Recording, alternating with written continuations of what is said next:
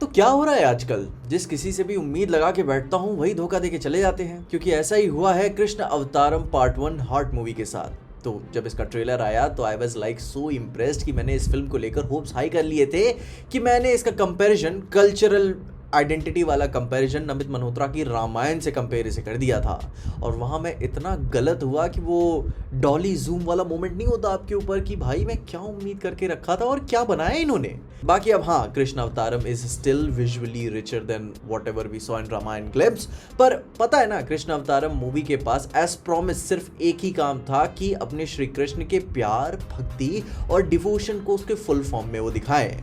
वो ये दिखाए कि उनके नज़रिए में प्रेम क्या है, प्रेम के लिए उनका कर्तव्य क्या है और ये कृष्ण प्रेम हमारे लिए मायने क्या रखता है। तो ये ओवरऑल मोटिव था इस फिल्म के ऊपर, जिसे ओवरऑल देखकर ये इतने ज़्यादा एक्साइटेड फील किए कि उन्होंने पार्ट 1 कह के इसे रिलीज़ किया। दैट मीन्स कि आगे आने वाले टाइम में और भी पार्ट्स आएंगे, जिन्हें अब मैं क्या देखने के लिए एक्साइटेड रहूँगा that's debatable, but for sure मैं मैसिवली इससे डिसअपॉइंट ज़रूर हुआ हूँ। जहाँ बिना किसी स्पॉइलर के मैं कहूँ तो फिल्म खुद को शुरू तो ऐसे करती है कि it's an epic about love, faith, believe, devotion, पर फिर एंड आते आते ये ऐसा कुछ में चेंज हो जाती है कि जहाँ बस अब इन्हें उन चेक बॉक्सेस को फिल करना है कि वो सब कुछ कृष्ण कांड की गाथाएं इनमें एड्रेस कर देंगे, जो भी 2.5 घंटे में हमें मिल जाता है, जिसमें इनकी 2.5 घंटे वाली लेंथ भी काफ़ी भयंकर लंबी फील होती है। जहाँ ये एड्रेस करते हैं कि क्यों श्री कृष्ण राधा से प्रेम करने के बाद भी उन्हें चूज़ क्यों नहीं कर पाए शादी करने के लिए, फिर उसके बाद उनकी ज़िंदगी में सत्यभामा का प्रेम कैसे सबसे ज़्यादा इंपॉर्टेंट रहा और रुक्मणी के साथ वो अपने प्रेम को क्या नई मीनिंग देते हैं, और उसके अलावा भी 16,000 वाली लड़कियों से शादी करने वाला एंगल क्या एक्चुअली में मायने रखता है। ये श्री कृष्ण के प्रेम को, उनकी भक्तों की इज्जत के बारे में वो सारी एक्सप्लेनेशन देते हैं, जो कि अच्छा है और यही फोकस करके एक्सपैंड करके इन्हें चलना चाहिए था। जो कि अगर ये फिल्म अपने इसी प्रॉमिस्ड, इसी थीम मोटिव के साथ बनी रहती तो ऑल गुड एंड फाइन रहता। पर जब इन्होंने डिसाइड किया कि अपने श्री कृष्ण भगवान के अडल्ट लाइफ में जितनी भी लीलाएं उन्होंने की हैं या फिर जिन जिन प्रॉब्लम से वो गुजरे हैं, वो हर एक पॉइंट को मूवी में हर एक 5 मिनट में डिस्कस करेंगे, एड्रेस करेंगे, तो वो काफ़ी लथार्जिक और बिना किसी कनेक्शन का फील होता है। ये हर 5-10 मिनट में एक नया कॉन्फ्लिक्ट इंट्रोड्यूस करते हैं, उसे एड्रेस करते हैं, और जब जो कि टाइम निकल ही रहा है तो उसे 1-1.5 मिनट में समेट भी देते हैं, एंड फिर उसके बाद एक गंदा सा एक्शन दिखाकर उसे सॉल्व करके नेक्स्ट प्रॉब्लम की ओर तुरंत जंप कर जाते हैं, जिसकी कोई ज़रूरत नहीं थी इस तरीके से कहानी को लेकर चलने की। जो कि ये एक टीवी शो के लिए कॉन्सेप्ट काफ़ी अच्छा रहता है कि आप एक भगवान की इतनी सारी कहानियाँ, इन लीलाओं को टाइम लेकर आप फील करा कर दिखाओ, आपका हर एक कैरेक्टर के साथ कनेक्शन बनता है, आप उन्हें अंडरस्टैंड कर पाते हो। एक मूवी में इतना सब कुछ कवर करना अच्छा नहीं लगता, क्योंकि इतनी जल्दी जल्दी और सब जम्बल्ड होने की वजह से किसी भी चीज़ से, किसी भी कैरेक्टर या बैक स्टोरी से कोई अटैचमेंट नहीं बनती आपकी। जैसे लेकर अब मैं चला गया अपने घर से उठकर ये फिल्म देखने के लिए, तो इसे ऐसे भी देखो कि फिल्म में हर एक चीज़ कोई ख़राब नहीं है।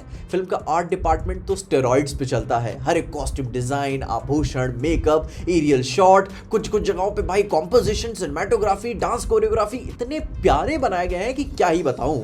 आप क्लिक बेट हो जाते हो, मैं मूवी से क्लिक बेट हो गया।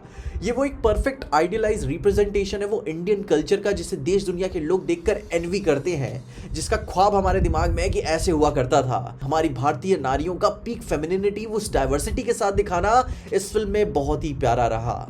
बहुत ही खूबसूरत तरीके से उनका श्रृंगार करते हुए उन्होंने दिखाया गया है और बहुत ज़्यादा बहुत ब्यूटीफुली प्रेजेंट किया है, जिसमें लाइटिंग तो किन किन शॉट्स में इतनी ज़्यादा भयंकर क्रिएटिव तरीके से दिखाई गई है कि भाई आप इमेजिन नहीं कर पाते हो कि फिल्म की सिलुएट, इतना कमाल का कॉम्पोजिशन की लाइक वीएफएक्स सीजीआई भी लाइक ऑन पार नहीं है, बट इतना ब्यूटीफुली प्रेजेंट किया गया है कि आप हैरान रहते हो कि फिल्म की राइटिंग ऐसी है पर ये दिखने में कितनी ज़्यादा खूबसूरत है।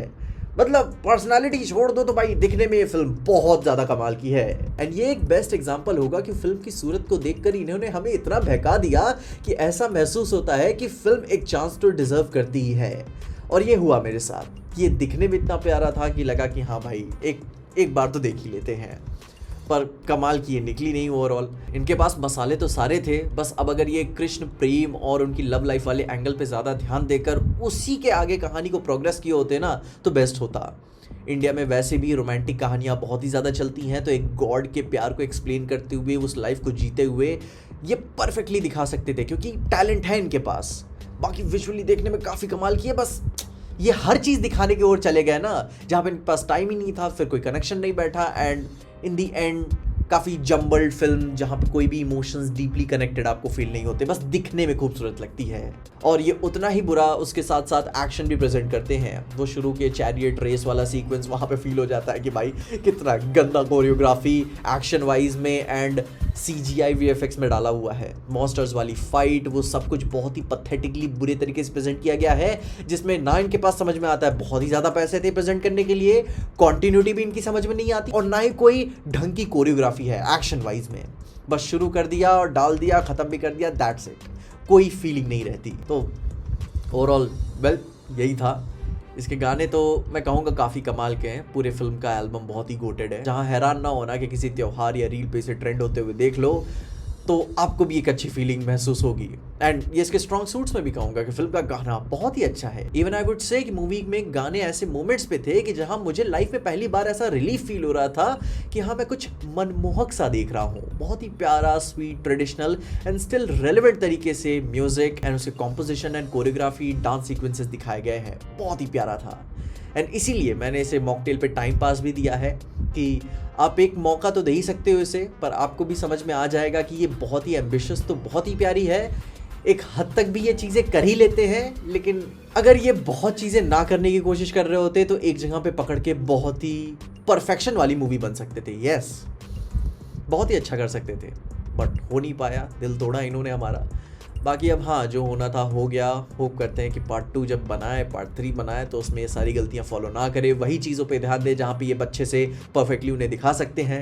एंड आई होप कि ये कंस्ट्रक्टिव क्रिटिसिज्म वो ये सुन रहे होंगे। बाकी इसके अबव एंड बियॉन्ड आपके क्या ओपिनियंस थे कि अगर आपने मूवी देखी तो उनके बारे में मुझे ज़रूर से बताइएगा। एंड अगर नहीं देखी तो इट्स टाइम पास, मॉकटेल पे जाके रिव्यू तो देख ही सकते हो। बाकी आप अपने ओपिनियंस में ज़रूर से बताना और तब तक के लिए देखते रहना PJ एक्सप्लेन।